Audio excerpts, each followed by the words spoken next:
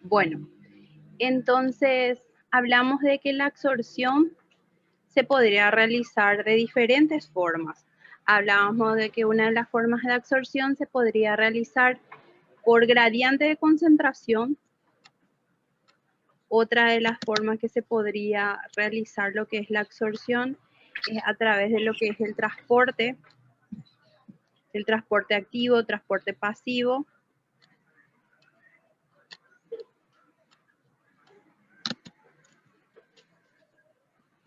Y vamos a ir explicando también lo que es la absorción por pinocitosis, exocitosis, que es otra forma en la cual nosotros también podemos realizar lo que es esa absorción, la difusión facilitada, que es otra forma a su vez también a través de la cual se puede realizar lo que es esta absorción. Ahora, la absorción depende de varios factores. Estos factores influyen muchísimo en la cantidad del fármaco que se va a absorber, la forma de absorción, la rapidez con la que se absorben ciertos fármacos. Entonces, nosotros podemos decir lo siguiente.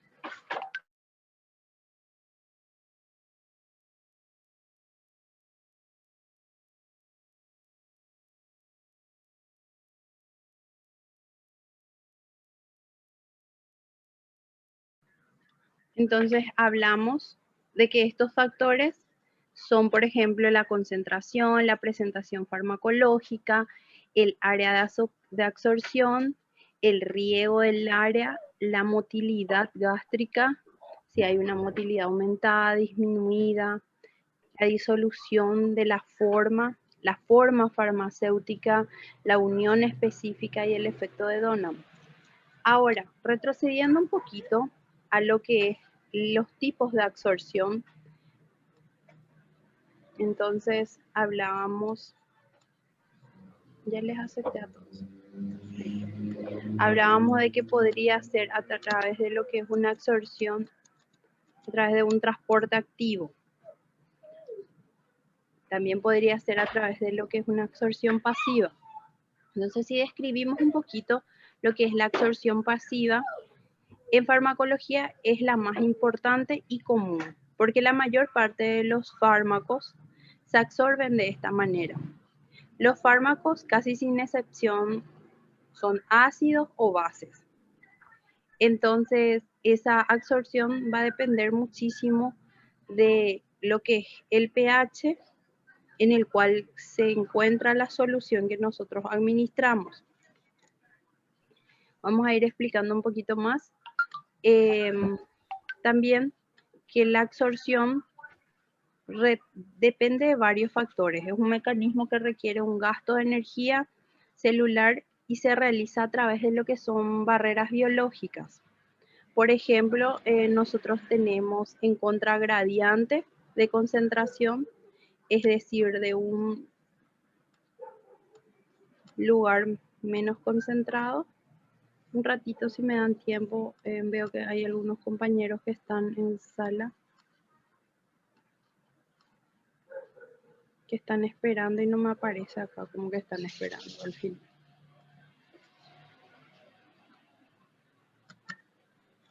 Ahí está.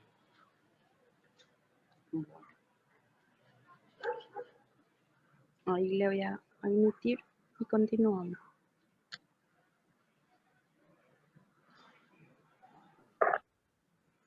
Bueno, entonces hablábamos de que este mecanismo requiere de un gasto de energía celular y se realiza a través de lo que son barreras biológicas en contra de gradientes de concentraciones, es decir, de un lugar más concentrado a uno de menor concentración.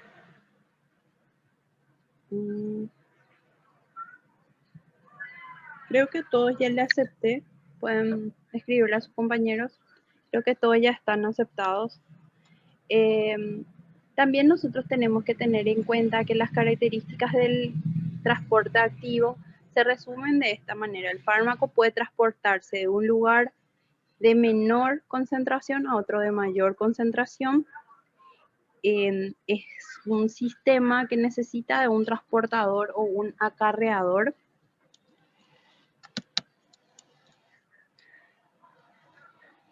el sistema es específico de una sustancia o un grupo de sustancias, por lo que puede haber una competencia entre varias de ellas, o bien una sustancia facilitada. Una sustancia facilita lo que es el ingreso de otra, actuando como un facilitador. También tenemos que tener en cuenta que necesitamos o requiere.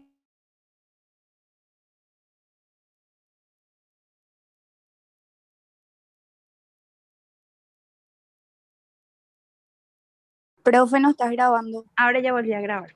Ahí está. Entonces tenemos lo que es el transporte activo, que requiere de energía, de la energía del ATP, ¿sí? Entonces, el ATP constituye lo que es el trifosfato de adenosina.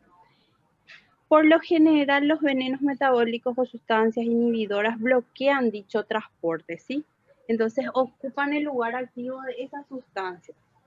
El transporte activo es saturable, es decir, al aumentar lo que es la concentración de un lado de la barrera, los valores de arriba o los valores arriba de la capacidad del transporte, este sistema se satura.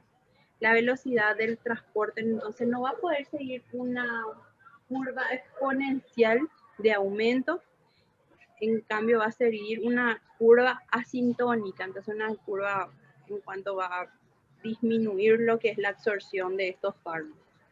También tenemos que tener en cuenta que después podemos tener un tipo de absorción, que es la absorción a través de lo que es una difusión facilitada.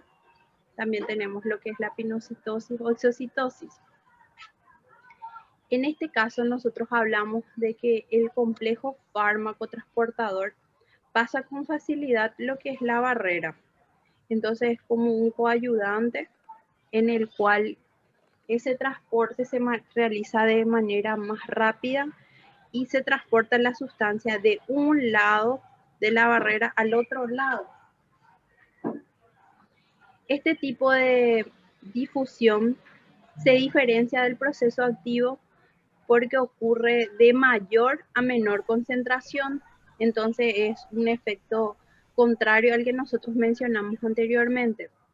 Si nosotros hablamos, por ejemplo, de lo que es la absorción por pinocitosis o lo que es exocitosis, hablamos de que estos procesos requieren de una parte de gasto energético continuo.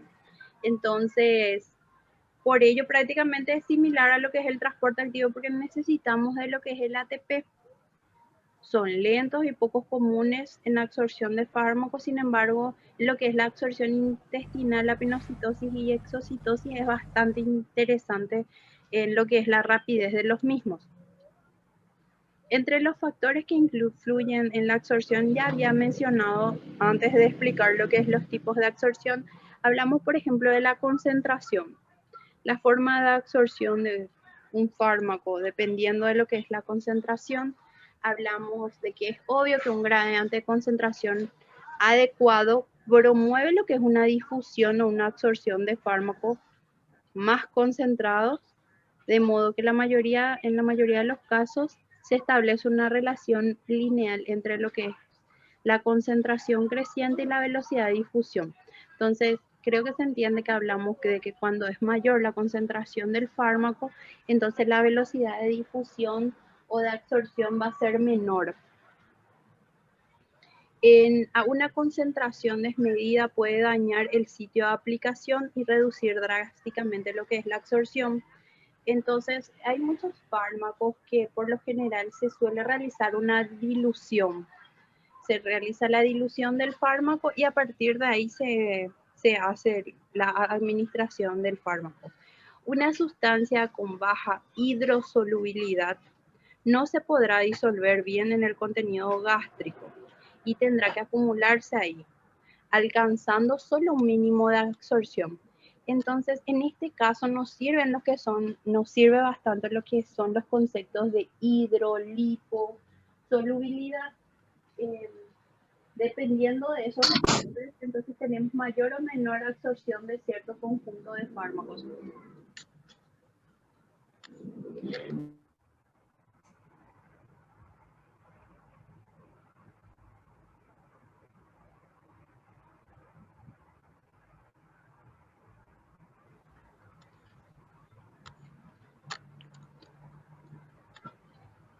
Después hablamos de lo que es la presentación farmacéutica. Bueno, la lógica indica que una tableta comprimida tardará más en absorberse que un polvo o una suspensión. Si se toma en cuenta para qué es el fármaco, depende mucho también de la rapidez con que nosotros queramos que tenga el efecto y el tiempo que nosotros queramos que ese fármaco realice lo que es el efecto terapéutico. Entonces, de repente si nosotros queremos que el fármaco se absorba rápido, entonces vamos a elegir cierta vía de administración, pero si nosotros queremos que el fármaco tenga un efecto a más largo plazo, entonces podemos utilizar, por ejemplo, tabletas o comprimidos. Entonces ese fármaco cuando llega al lugar donde va a tener el efecto, ya habrá pasado el efecto del comprimido anterior que se le suministró al paciente. Entonces, ese tiempo, vamos a ir conversando sobre eso más adelante, el tiempo de acción máxima, el tiempo de acción mínima, entonces el volumen máximo, el volumen mínimo, la dosis máxima, la dosis mínima, que necesitamos para obtener cierto efecto farmacológico dentro del organismo del animal. Pero básicamente acá ya nos hace entender que dependiendo de la forma de la presentación del fármaco, nosotros vamos a tener un efecto más rápido, una absorción más rápida y una absorción más lenta.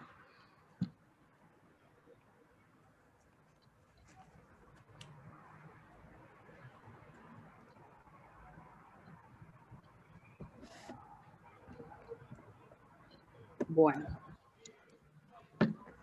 Después tenemos lo que es el riego del área. Un área irrigada más profusamente será más eficaz para absorber el fármaco desde su sitio de aplicación. Entonces, ¿qué ustedes entienden por lo que estoy explicando acá? Dice, por ejemplo, para el caso se puede citar el empleo de vasoconstrictores, junto con lo que son anestésicos de uso local para reducir lo que es la absorción del agente anestésico desde el sitio, formando por un lado que aumente el tiempo de la pérdida de la sensibilidad y reduciendo a la vez las posibles toxicosis causadas por una absorción rápida. Entonces, acá nos habla del riego del área, ¿sí? Entonces dice, un área irrigada más profusamente será más eficaz para absorber el fármaco desde su sitio de aplicación. Entonces, ¿qué ustedes entienden básicamente por lo que estamos explicando acá?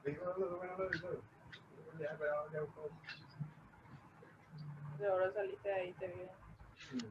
Seguro está jodiendo ahí.